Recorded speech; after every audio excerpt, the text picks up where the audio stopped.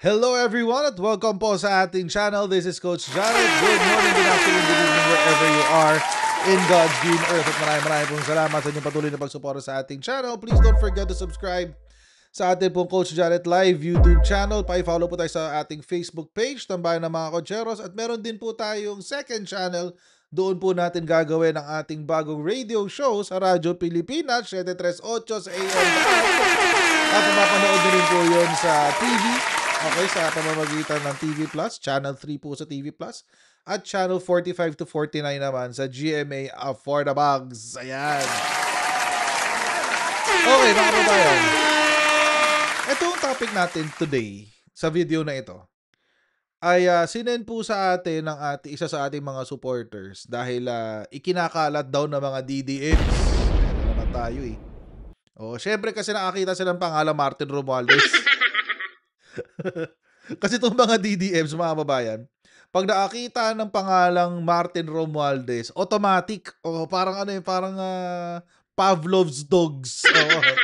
Automatic, nagiging nagiging rabid. Ayan. So meron kasing balita na lumabas, ikinalat ang Krappler. Mali na pindot, di dapat pinapalakpakan si Krappler. Yan si Krappler, mga kababayan. Hindi yan dapat pinapalakpakan. Hindi yan dapat, there's nothing impressive about Krappler. But anyway, may nilabas kasi silang balita. At yung tanong sa atin ng ating follower supporter. Ano ba katotohanan dito? Puntahan ngayon natin yung balita. Ito yung balita, guys. Yan. Martin Romualdez transfers 130 million US property to a corporation for just $1. Ay, grabe. Grabe. Oo. 130 million yung property tapos binenta mo lamang ng $1. Oo, mga babayan. Mukhang meron tinatago si Martin Romualdez, mga babayan. Oo. Ito si Krappler, nagpapanggap na investigative journalist. So, ay nako. Anyway, meron nung dahilan kung bakit ganito yung pagkakasulat ni Krappler. First of all, sa kanyang headline. Gusto niyang palabasin sa kanyang headline na parang merong itinatago si Martin Romualdez kasi sino nga ba namang siraulo ang magbebenta ng 130 million US dollars, 130 million peso property sa halagang $1 lamang o 58 pesos, mga babayan. Wala hong siraulong Pilipino ang gagawa nun. Kahit sino, wala hong gagawa nun. Oo. Pero mga babayan, according sa kanilang article, eto. Babalikan natin yung umpisa. Pero puntahan muna natin yung kanilang gustong i-imply. Sabi, a US-based lawyer told Rappler that the transaction could count as a fraudulent conveyance because it may be used to hide assets from creditors. Yan. Tandaan nyo ho yan, itong phrase na ito. Ang sinasabi po ng balita ni Krappler ay ginawa daw ito or pwede raw gawin ang prosesong ito na pagbebenta ng $1 para itago ang isang property o isang pag-aari, mga kababayan, na property. Okay. Balikan ngayon natin sa umpisa. Meron daw kasi silang nakuhang dokumento according to Krappler. May nakuha silang dokumento from a Dover Planning Board. At pinapakita raw dito na meron daw Martin Romualdez, quote-unquote, na property owner in meeting minutes na merong gustong ipa-renovate daw na estate. A 1993 tax record likewise named the owner as Martin G. Ferdinand Romualdez. Consistent with his full name. Okay.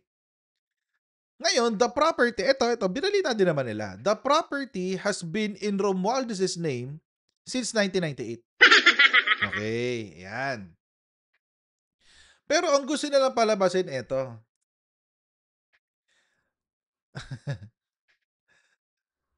ibinenta ito sa halagang $1 lamang. Mm, okey. Hindi ho binenta, mga kababayan. Ito po ay, well, meron ho siyang, tinatawag na tawag dito, quitclaim deed, oo, quitclaim deed. Ngayon mga kababayan, kaya po ini-record ko lang ito kasi, gusto ko rin i-research ng medyo mas matagal. Kasi wala ho tayong konsepto dito sa Pilipinas ng quitclaim deed. Ang meron lang po tayo sa Pilipinas ay deed of sale, deed of absolute sale, deed of donation. Yun lang ang meron tayo. Oo, I'm sure meron pang iba pero I'm very sure na walang quitclaim deed. Oo. Ngayon, ang gusto nilang palabasin mga kababayan, yung korporasyon daw na bumili, quote unquote, ay isang, korporasyon din na pag-aari ni, Martin Romualdez. Mm. And is also his, fraternity brother, sabi. The recipient corporation listed director sits on the board of directors of the Romualdez-owned Benguet Corporation and is also his fraternity brother. The transaction took place in July 2025, just a few months before controversy surrounding government infrastructure projects came to light and before the president's SONA. Okay. Ngayon ganito, pag let's connect the dots mga kababayan kasi ang nakakatawa dito sa article ni Krappler, kung babasahin mo siya at kung medyo pag-aaralan mo ng konti, makikita mo na walang illegal na ginawa si, former Speaker Martin Romualdez. Ulitin ko ha, para lamang ho maintindihan ho nating lahat. 'Pag binasa niyo ho itong article, makikita niyo po na walang illegal na ginawa si former Speaker Martin Romualdez. Except, mga kababayan, sa punto na kung saan sinabi ni, ni Krappler, saan na yun? Na merong eto, 'to, na pwede daw yung proseso ng quitclaim deed ay pwede raw gamitin for fraudulent conveyance or yung pagtatago ng, assets. Oo. That's gonna be weird mga kababayan. Mm. Puntahan ho natin yung proseso, okey. Ito ang binalita ni Krappler ito, ito yung $1 na yan, quitclaim deed for a nominal consideration of $1. Oo. Okey. So eto, puntahan ngayon natin 'yan. Ano ba 'tong quitclaim deed? Sa Pilipinas kasi wala tayo nito, sa Pilipinas. So, for me, it's quite new kaya dapat ila-livestream ko 'to kaso sabi ko, I need more time para pag-aralan. So, ni-research ko muna ano yung quitclaim deed. Ito po ang sinabi ng quitclaim deed. Ayan, ito ho ay, website ng isang abogado sa Massachusetts. Sabi niya, ito yung quitclaim deed, ayan. A quitclaim deed is a type of property deed that is most commonly used in Massachusetts. So marami yung gumagawa nito, and a quitclaim deed guarantees that the seller has complete ownership of the property listed on the deed. The term for this is, fee simple. Tapos mga kababayan, ito pa sabi, this deed ensures that the home or property has no encumbrances, walang utang, walang liens or easements, walang obligasyon sa gobyerno, or easements, ibig sabihin, bayad ang taxes kasi walang liens or easements, and not included are encumbrances specifically listed in the deed or any future encumbrances incurred, etc. etc. Okay. Ngayon, mga kababayan, ang quitclaim deed ay isang pamamaraan ng pag-transfer ng property. Dito kasi sa Pilipinas, mga kababayan, tulad ng minention ko kanina, nakakapag-transfer ka lang ng property kapag idinonate mo o ibinenta mo. That's it. That's it. Kapag idinonate mo or ibinenta mo, pwede ka mag-transfer ng um, property. Oo. So, real or personal property. So mga kababayan, dito sa Pilipinas, meron tayong deed of donation, meron tayong deed of sale, at meron tayong deed of absolute sale. Yun ang sa Pilipinas. Sa Amerika pala, specifically sa Massachusetts, may iba pa silang mga proseso.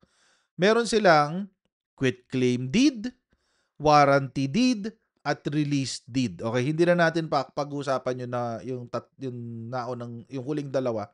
Focus tayo sa quitclaim deed kasi yun yung binabalita ni Krappler. Okay, ang sabi, eto daw mga kababayan ay isang garantiya, ang quitclaim deed ay isang garantiya na ang may-ari ng isang property ay siyang nagpapatunay na siyang may-ari ng property na itatransfer niya. At the same time, ito ay nagsasabi na ang property na kanyang itatransfer ay walang utang at walang obligasyon sa gobyerno. Yun lang ho yun, yung quitclaim deed. Ngayon, mga kababayan, para ho maging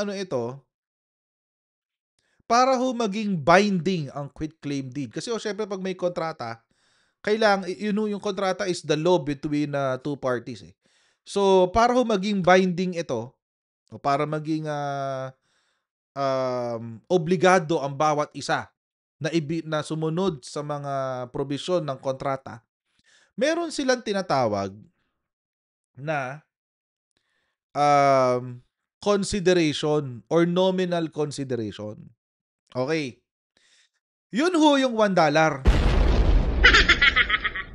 Yung nominal consideration. Ngayon, is the $1 as yung $1 ba na yon ay ang value ng property? Syempre hindi.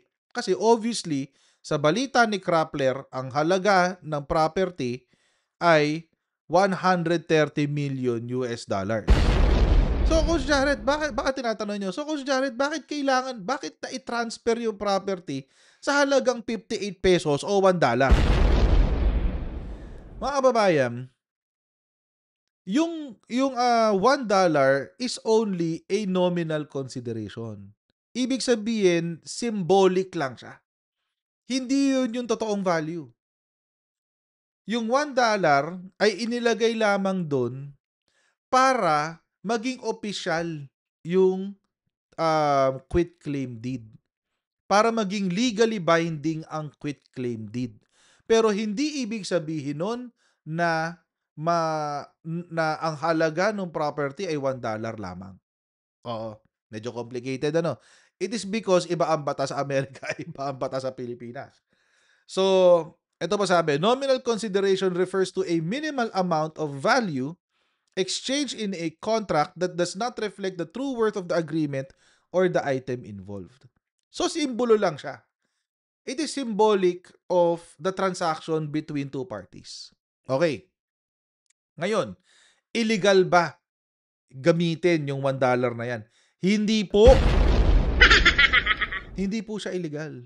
Ito ang sabi ng abogado sa Amerika.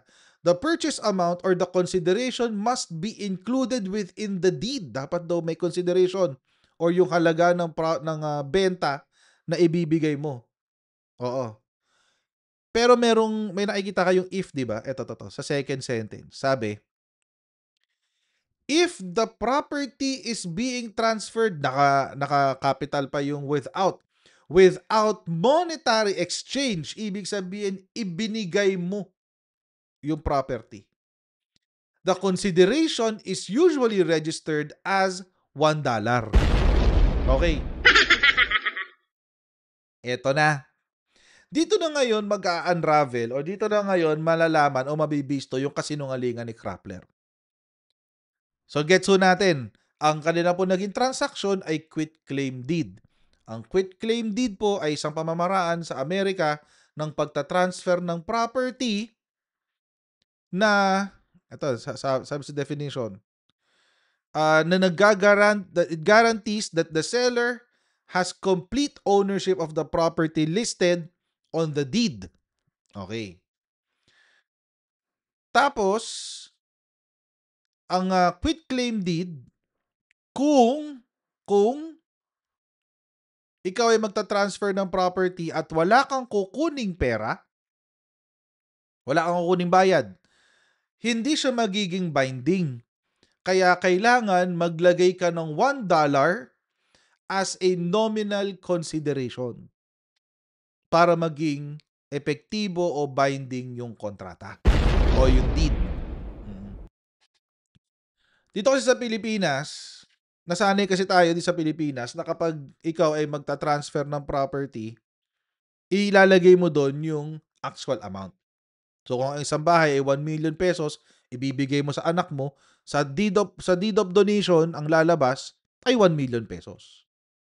Yun yung halaga ng idodonate mo ay 1,000,000 pesos. Or property in the amount of 1,000,000 pesos kung pera. So, gano'n tayo sa Pilipinas. Sa kanila kasi, apparently, pwede ka palang gumawa ng symbolic gesture lang. Lalo na kung hindi ka maglalagay ng pera. Hindi ka maniningil ng pera. So, mga kababayan, babalikan ngayon natin yung article. Ang sinabi po sa article, eto. Ang sabi, ang may-ari po ng bahay ay si Martin Romualdez. Simula 1998 pa. 1988 pala, sorry. Simula 1988 pa. Okay. At ang tumanggap po ng tawag dito, ng bahay na nagkakahalaga ng 130.5 million pesos ay isang kumpanya ni Martin Romualdez, Benguet Corporation. Okay. Ay, nako. Ay, sorry. Let me rephrase that. Mali. Ang tumanggap ng bahay ay isang direktor ng isang kumpanya na pag-aari ni Martin Romualdez, which is Benguet Corporation. At itong tao na to ay kanya ring brad sa fraternity. Okay. So mga kababayan, ganito 'yan. Kung titingnan mo yung logic, nung naging transaction, ganito ang lalabas. Si Martin Romualdez ay merong property, may bahay siya sa Amerika, nagkakahalaga ng 130.5 million. Ngayon, most probably gusto niyang i-transfer ang kanyang property, itong bahay na ito, sa Benguet Corporation. Pero para ma-transfer niya 'to, mga kababayan, ibinigay niya, itinransfer niya, ibinigay niya yung bahay sa isang pinagkakatiwalaan niyang kaibigan na brad niya sa fraternity, na board of director sa kanyang kumpanya. Okay. Ngayon, para nga naman hindi na maglabas ng pera, kasi hindi naman siya tatanggap ng bayad eh. Hindi tatanggap ng bayad si Martin Romualdez sa transaksyon na 'to. So paano maita-transfer sa kanyang kaibigan na isang direktor sa kumpanya na pag-aari ni Martin Romualdez? Ang ginawa niya, nag-quit claim deed sila at walang babayaran yung kanyang kaibigan. Ang kanilang agreement, para lang maging legally binding yung quit claim deed, ay $1. Ganun. Ganun lang kasimple, mga kababayan. Pero bakit? Bakit, mga kababayan? Bakit sinasabi ni Krappler na highlight niya tong fraudulent conveyance. Parang pinapalabas niya na may itinatago. May itinatago si Martin Romualdez na property. Bakit ganun? Kasi mga kababayan, kung babasahin niyo yung buong article, sa may bandang dulo, eto ang sabi. Eto, to. The date of purchase was 2 years after Romualdez's uncle, the late dictator Ferdinand E. Marcos, was ousted from office after more than 2 decades of rule.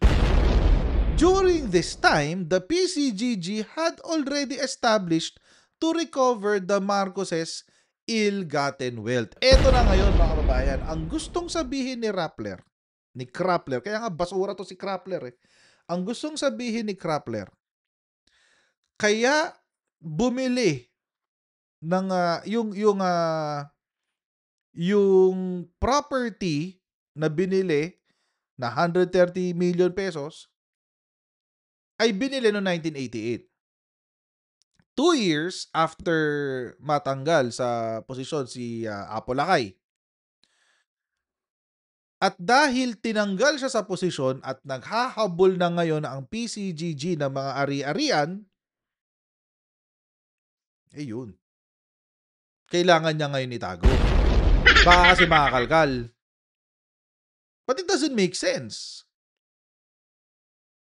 It doesn't make sense. Hindi nagme-make sense yung drama nila na naglo-launder o nagtatago ng property si Martin Romualdez. Bakit?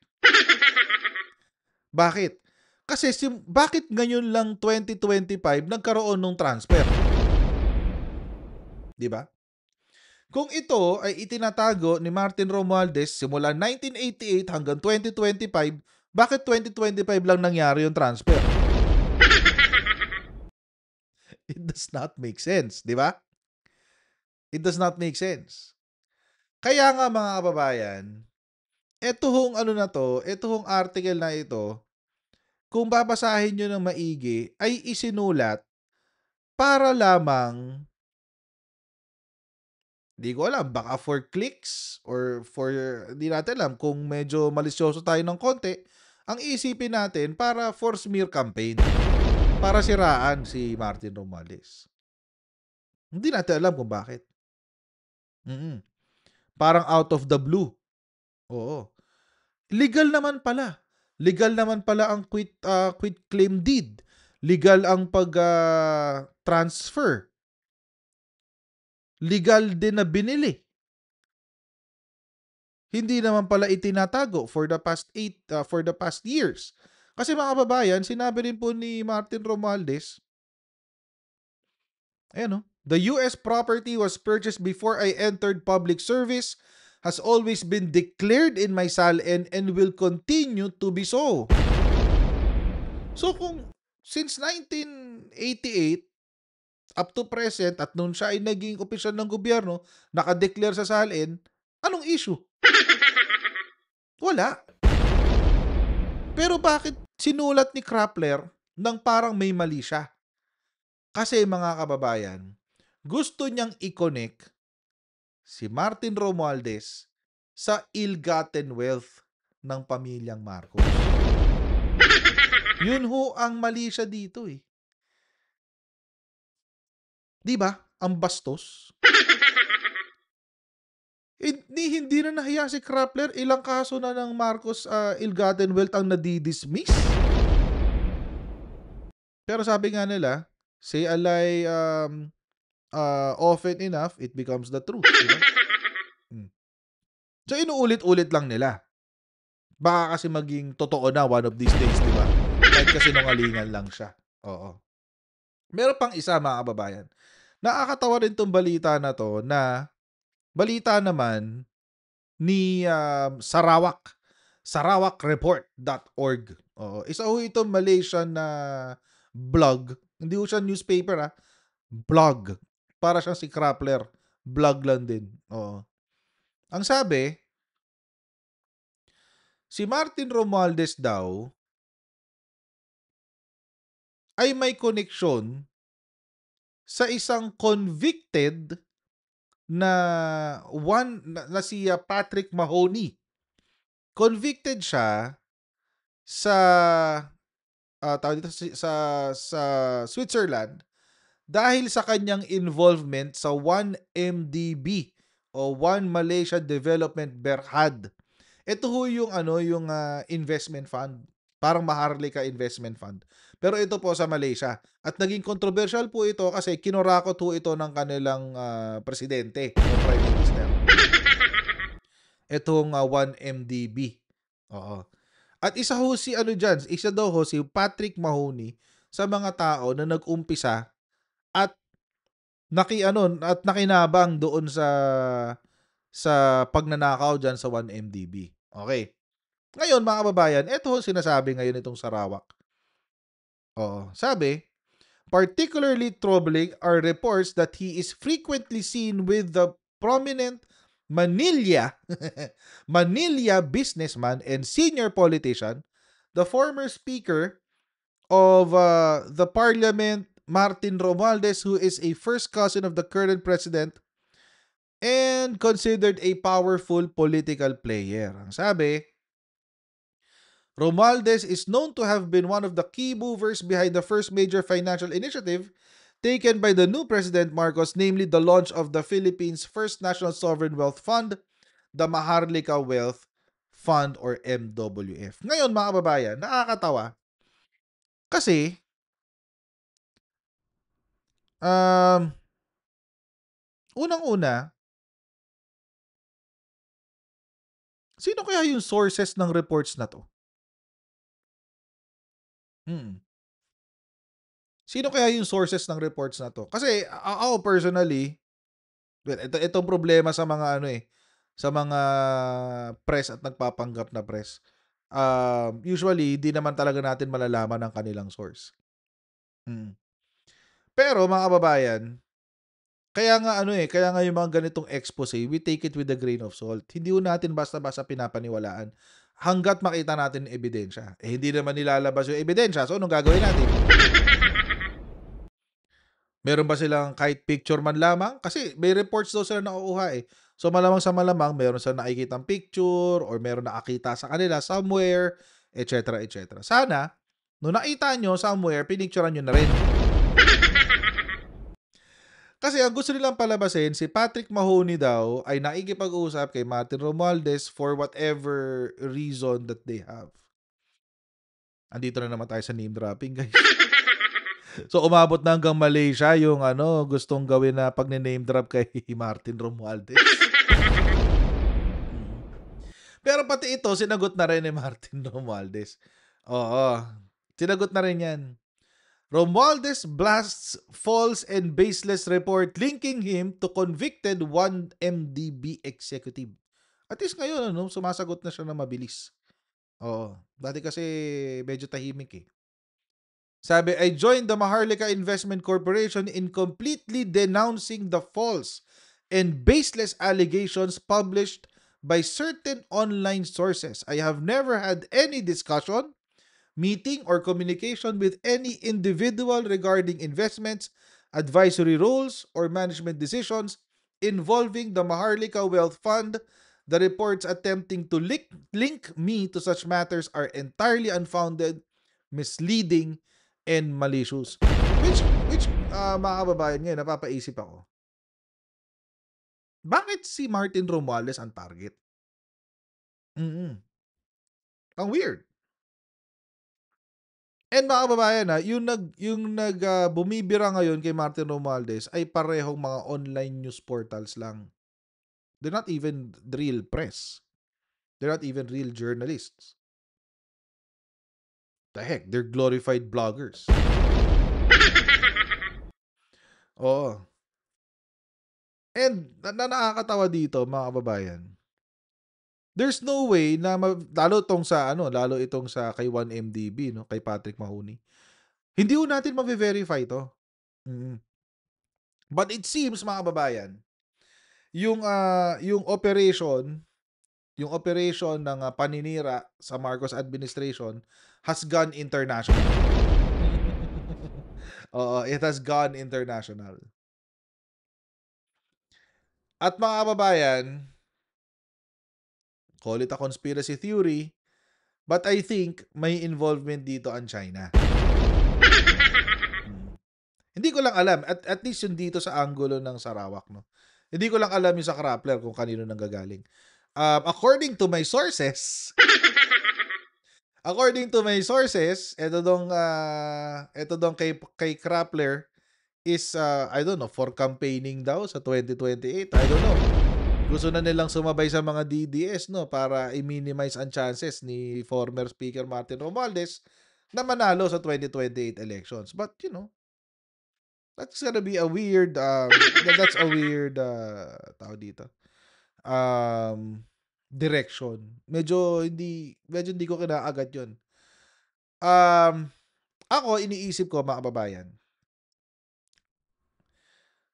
well, dahil ang Krappler ay Marcos haters. Alam naman natin lahat yan eh. Galit sa Marcos yan eh. At galit din sila sa lahat ng sumusuporta sa Marcoses.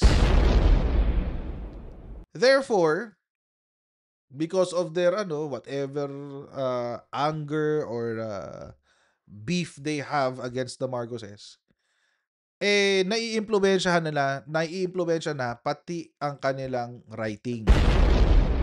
Hindi rin ako magtataka, mga kababayan, kung ang Sarawak whatever, itong Sarawak report at si Krappler ay magkakilala.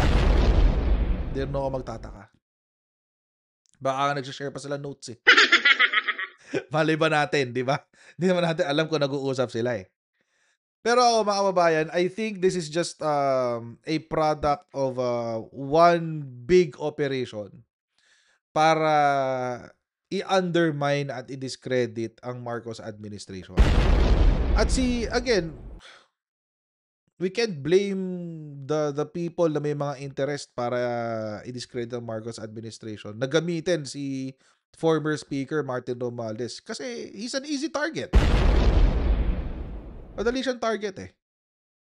Especially dahil sa flood control scam, kung paano siya siniraan ng mga DDS, etc. etc.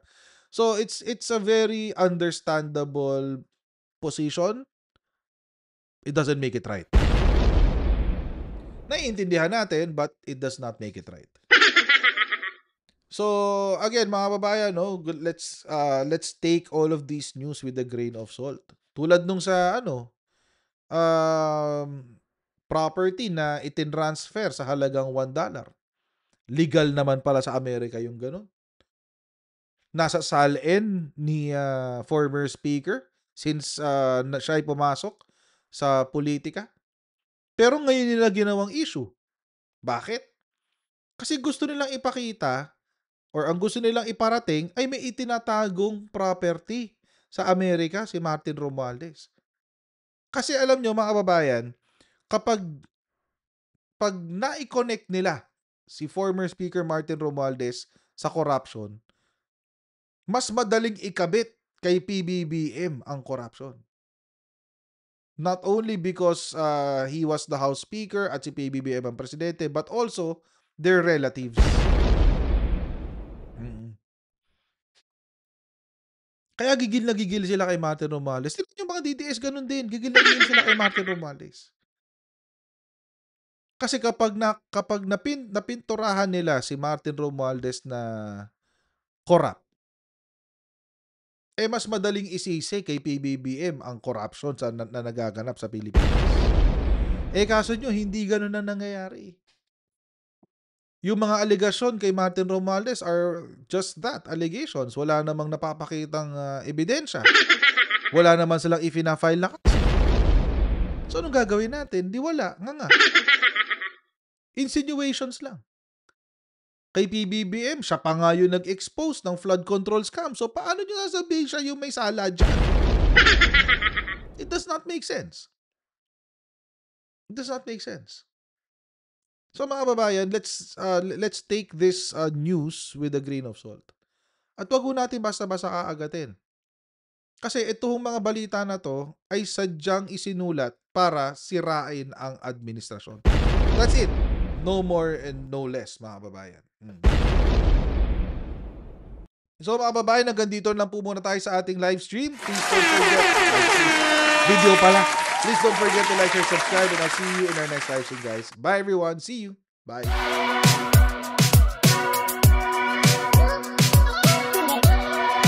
Huwag ganun. Huwag natin gawing tanga mga Pilipino. Mas maganda kasi nasa lugar ka ng tama kaysa yung pinipilit mo yung pagkakamali.